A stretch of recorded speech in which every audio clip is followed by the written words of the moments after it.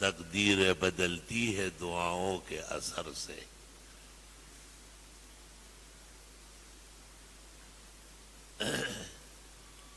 دعا سے متعلق مختلف اوقات میں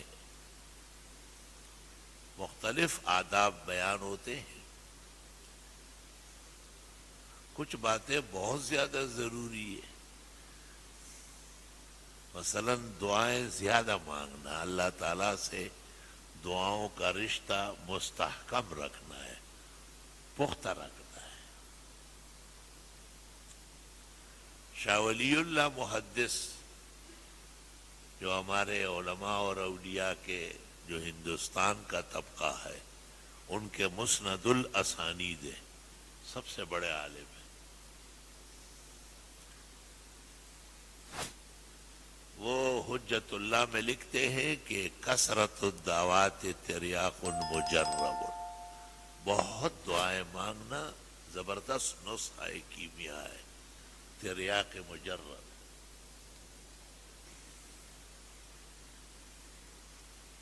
محدثین کہتے ہیں کہ زیادہ زیادہ دعائیں مانگنا مستجاب الدعوات کی نشانی ہے،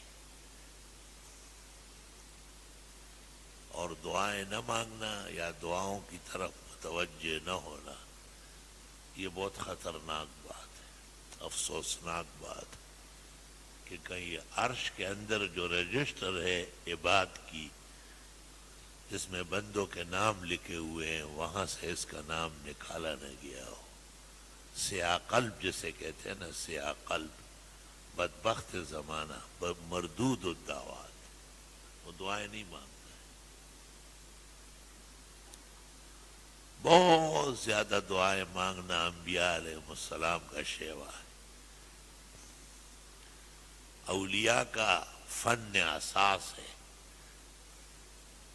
علماء اور کائنات کی روح الارواح ہے. اہل سنت والجماعت کے عقائد جن بزرگوں نے جمع کیے، ان میں یہ بدالعمالی بھی ہے، جس کا شعر میں پڑھتا ہوں کہ وَلِلدَّعْوَاتِ تَأْثِيرٌ بَلِيغٌ، دعاؤں کا اثر یقینی، فَقَدْ يَكْفِيهِ أَصْحَابُ الضَّلَالِ، انکار کرنے والے گمراہ اور بے دین ہیں. اللہ اکبر و کبیرہ.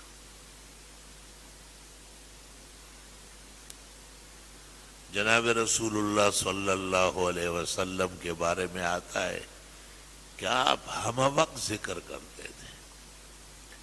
تو کان نبی صلی اللہ علیہ وسلم یذکر اللہ علی کل احیانہ، حضرت ہر وقت ذکر کرتے تھے. علماء کہتے ہیں ذکر سے مراد دعا.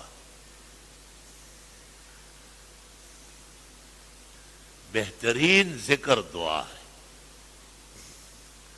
جیسے افضل ذکر لا الہ الا اللہ ہے، اس طرح ایک بہترین ذکر یہ بھی ہے کہ آدمی اللہ سے دنیا و آخرت کی نعمتیں، خوشیاں مانگ رہا ہو، اپنی بندگی کے لیے توفیق مانگتا ہو، اپنے لیے مصائب و آلام، امتحان و آزمائش، تکالیف، رنج و الم سے پناہ مانگتا ہو.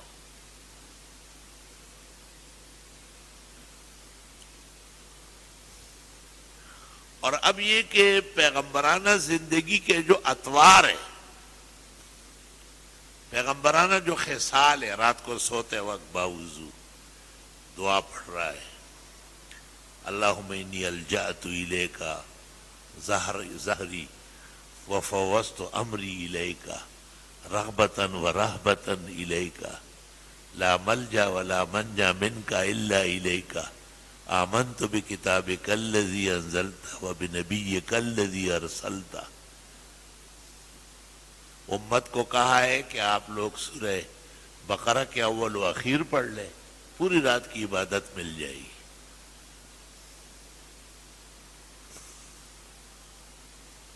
کہتے ہیں کہ رات کو جب باوضو سوئے دعائیں پڑھ کر کے تو ملائک اس کے پلنگ پر پیرا دینے آ جاتے ہیں. یہ خاص بندہ ہے اللہ تعالیٰ کا. بھائی یہ تو لاڈلا ہے، وی آئی پی آدمی ہے. اور جب ایسے پلید غلیظ گندا پندا جیسے اس زمانے کی یہ ٹیڑھی نسل جو ہے جاپانی مذہب سے پیدا، رات کو سوتے وقت پلید کپڑے پہن لیتے گندے. پوچھو یہ کیا ہے؟ کہتے یہ تو رات کے سونے کے بعد. رات کو تو کافر ہوتا ہے کیا؟ رات کو مسلمان نہیں ہوتا؟ تمہیں رات کا پتہ ہے رات کیا چیز ہے؟ رات موت کا لمحہ ہے. احمق الذی.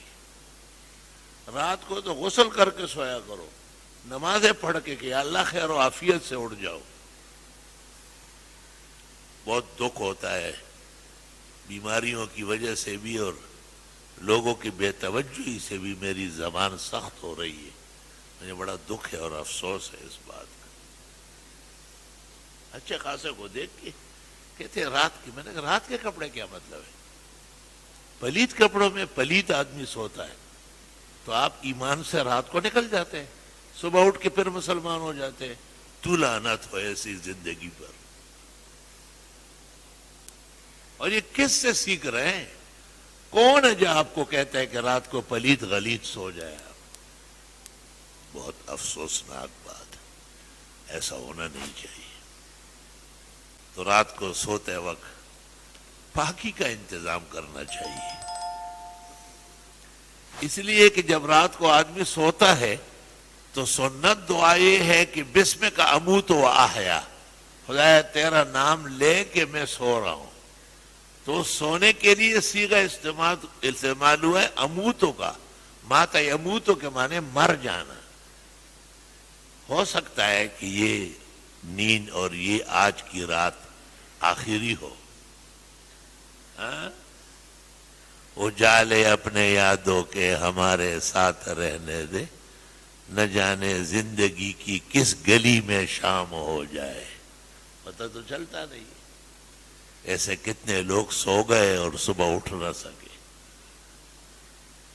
اس لیے سچے پیغمبر نے سچی امت کو سچی رہنمائی دی کہ رات کو سوتے وقت دعا مانگو کہ یا اللہ تیرا نام لے کے میں دوبارہ اٹھوں گا. اور اس کو بھی حیات کہا ہے. بسم کا اموت و احیا. ابھی تو تیرا نام لے کے سو رہا ہوں جیسے مر رہا ہوں، اور اس نیند کے بعد جب میں اٹھوں گا جیسے مرنے کے بعد کوئی اٹھ رہا ہے. لا الہ الا اللہ. یا رب صلی وسلم علیہ. تو دعائیں بہت زیادہ مانگنا چاہیے. دعا مستقل عمل ہے. یہ بھی ہے کہ ہم قرآن شریف کی تلاوت کے بعد مانگتے ہیں، ہم درس کے بعد مانگتے ہیں، ہم خیر خیرات کرنے کے بعد دعا مانگتے ہیں، ہم فقراء اور مساکین کا تعاون و مدد کرنے کے بعد بھی ان سے بھی کہتے ہیں اور خود بھی دعا مانگتے ہیں کہ یا اللہ ہماری زندگی پرسکون ہو، عزت و عصمت سے ہو، اور آنے والی زندگی بھی راحت اور نجات، عافیت و خیر سگالی کی ہو. لیکن اس طرح بھی ہے کہ آدمی صرف نہا دھو کے صاف پاک کپڑے پہنے اور صاف ستھرا مصلی بچھائے، قبلہ رخ ہو کے اور دعائیں مانگنا شروع کر. اللہم اللہم یا اللہ یا اللہ یا اللہ. سبحان اللہ. بعض مسائل ملک میں ایسے آتے کہ میں جب ترمذی شریف یا بخاری شریف کے درس میں جاتا ہوں تو طالب علموں سے کہتا ہوں کہ یہ دعا پہلے ہی ابھی کر لو، ایسا نہ ہو کہ 1 گھنٹے بعد کچھ اور ہو جائے. اب کے طرح ملنا ہو تو خوب سے لپٹنا، شاید کہ پھر ملے ہو یہ ذوق نظر نہ ہو. اللہ تعالیٰ نے ہمیشہ بہترین نتائج اور عمدہ ثمرات و طیبات نصیب فرمائے.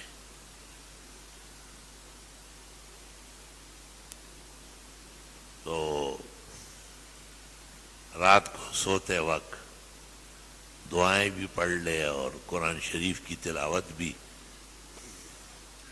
سورۃ بقرہ کے ابتدا مفلحون تک اور آمن الرسول سے اخیر تک پڑھا جاتا ہے تو رات کو دو قسم کے مرحلے پیش آتے ہیں. ایک غفلت نہیں ہونا چاہیے. بعض روایت میں کہ اس عمل کے بعد لم یکتب تلک اللیل من الغافلین، آج رات کو یہ غافل نہیں مانا جائے گا، بالکل یہ عبادت گزار ہوگا. اور دوسرے طریق میں ہے کہ لم یکتب تلک اللیل یکتب تلک اللیل من القانتین، آج رات جو اس نے بقرہ کے اول و اخیر پڑھ کے سویا تو رات بھر کے عبادت گزاروں میں شمار ہوگا. اتنا آسان نسخہ ہے. میری کوشش ہے کہ آئندہ بھی دعاؤں میں تفصیل کروں، دعاؤں کے آداب بتاؤں. رات کو میں نے کہا ہے دعا میں ہاتھ صحیح اٹھاؤ، یہ ہاتھ صحیح اٹھانا ہے، یہ صحیح اٹھانا نہیں ہے، کوئی عذر نہیں ہے، یہ بھی صحیح اٹھانا نہیں، یہ استسقاء میں ہے. دعا میں ادھر ادھر دیکھنا بدنصیبی ہے. دعاؤں میں خارش ہونا اور آنکھوں کو ملنا، جنید کی نقلیں کرنا انتہائی شرمناک ہے. ایک آنکھ چھوٹی اور ایک بڑی کر لو، جنید والی دعا ہو رہی ہے. انٹرنیٹ میں جو بیٹھتے ہیں وہ اس طرح حرکتیں کرتے ہیں، کوئی ہوتا ہی نہیں سمجھانے والا. جب دعا شروع ہو جاتی ہے آپ خارشی قوم کو دیکھیں، ان کی داڑھی میں بھی ٹڈی آ جاتی ہے، ان کے کپڑوں میں بھی چپکلی گھس جاتی ہے، اور کہاں سے پتہ نہیں چوہے گزرتے. وہ یہ پہلے یا بعد میں خارش کر لو نا، ابھی تو دعا کا وقت شروع ہو گیا. اللہ احکم الحاکمین سے ایمان مانگ رہے ہو، اعمال کی توفیق مانگ رہے ہو. دنیا یہ سب بدنصیبی کی باتیں، اس کو ہنسی مذاق پہ نہ ٹھہرائے. میں آسان مذاق والا مولانا نہیں ہوں، نہ میں کوئی ایسا پیشہ ور خطیب ہوں، خالص مسائل و کتاب کا مولوی ہوں.